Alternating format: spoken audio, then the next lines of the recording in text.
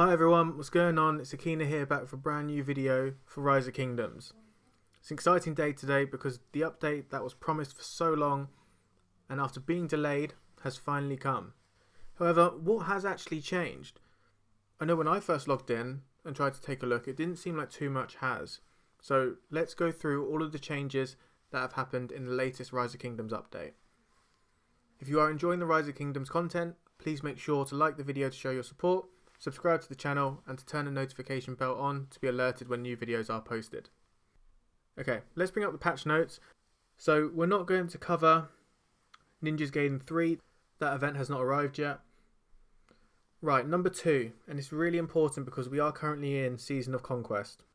Lost Kingdom optimizations. Let's go straight into the different points that they have addressed that they are going to be fixing. Number 1. Significantly increased the number of crystals dropped by barbarians and barbarian forts. If we take a look, ignore Stinegg doing a million kahars at once. It's going to be quite difficult to find a barbarian because it's currently Barbarian Day for Mightiest Governor. And the update, okay, so we found level 49, right. 500 crystals is what a level 49 barb is now dropping in Heroic Anthem, which has increased from around 300, what it was before the update. And that is up to a level 49. Let's see if we can find a barbarian that's a bit higher level and compare the difference in terms of the amount of crystals that they drop. 50 has gone up to 550. So that's an increase. So it seems 54 are giving 600. 55 also 600. So each barbarian will now drop 600 crystals if they are level 53, 54 or 55. Let's see if 52s are included as well. Not 52s. So 53, 54, 55 are all 600 crystals. If you want to be efficient with your AP usage, make sure you are hitting those level barbs first before you move down to the 52s. I think it goes down to 50. So 50, 51, 52 is going to be 550 crystals per barbarian. 53, 54, 55 are going to be 600 crystals per barbarian. But what about forts? Conveniently enough, Dal the Beast from K415, shout out to him, has just posted 3 in the chat. So let's take a look. And this is where there has been a huge increase in the amount of crystals that you do obtain. For a barbarian fort at level 14, you are now getting 3,250 crystals per fort, which is definitely increased from the previous rate that it was at. If we try and take a look and see if there are any other fort levels less than 14 to see how it has scaled. Don't know if there'll be any in the Lost Kingdom. Okay, here's a 13, 3,000. So there's a slight difference between a 13 and a 14, 250.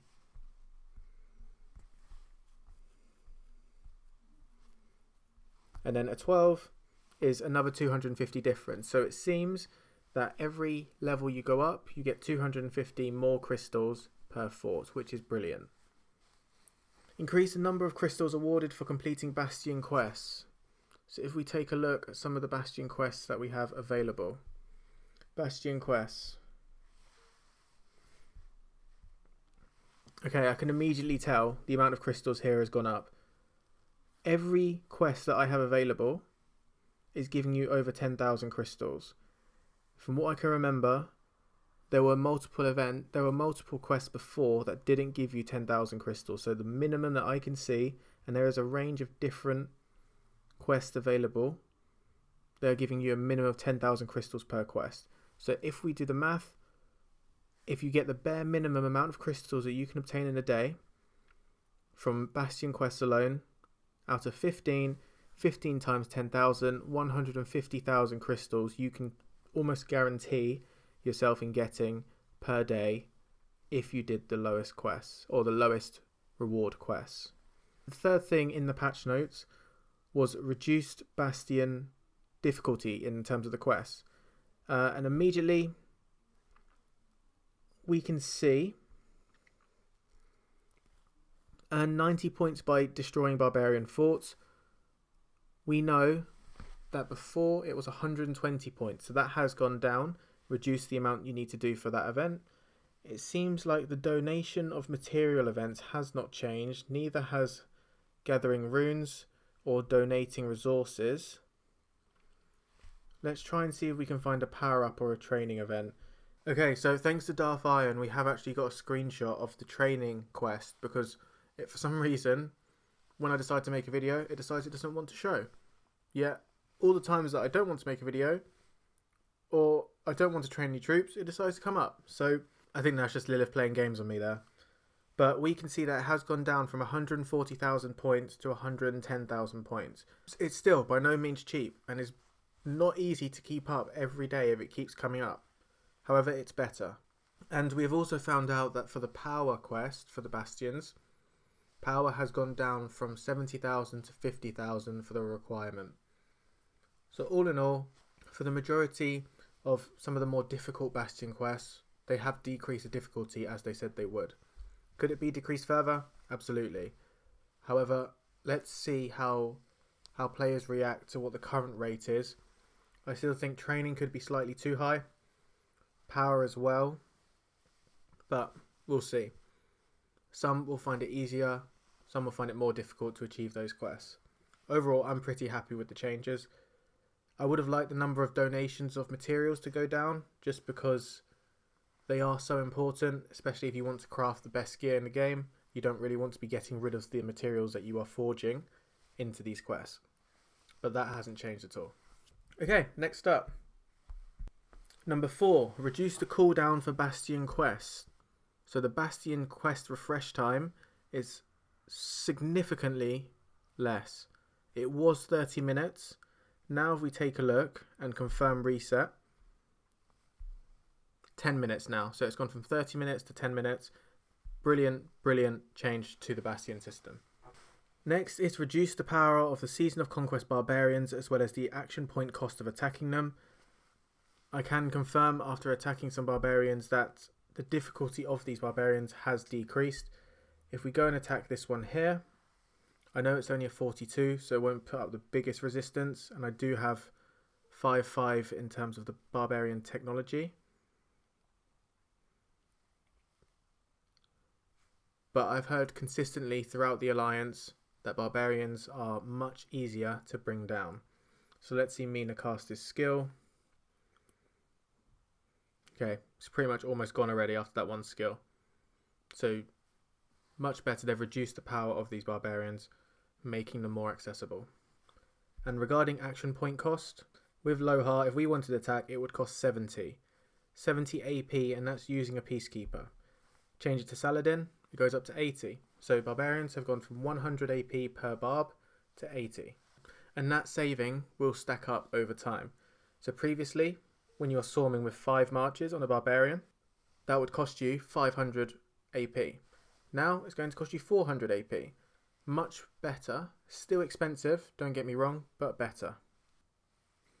And for forts, the action point cost has gone down to 300 as well. And this was a bit higher before the update. The following changes take place only when the next Season of Conquest starts, so we're not going to be looking at those. We can't assess whether they've been put into the game or not. Lucerne Scrolls, it's not back just yet, so again we can't look at it. Unfortunately, Mightiest Governor and Wheel have yet to change. We still have the Universal Wheel in 1606, and Mightiest Governor is still Artemisia. So those changes have not come into play just yet. Then there's some Soroli, some ballads, updates. Resources protected by Storehouse can no longer be transported. And as the dust settles, Osiris League Season 3, Season 4 is about to begin. Okay, and that leads us perfectly onto the next section of the update, which is Osiris League and finding out which realm your kingdom is going to be in. And there is a visual bug currently going on with this, so definitely double check this before you confirm which realm you're going to be in. So if we go into League, you click Arc Osiris, you go into League, and you're presented with this menu. And this shows you Season 3, first of all, how you did. We were in the realm of Anubis. 60 UN was the alliance that I was in. Finished 17th.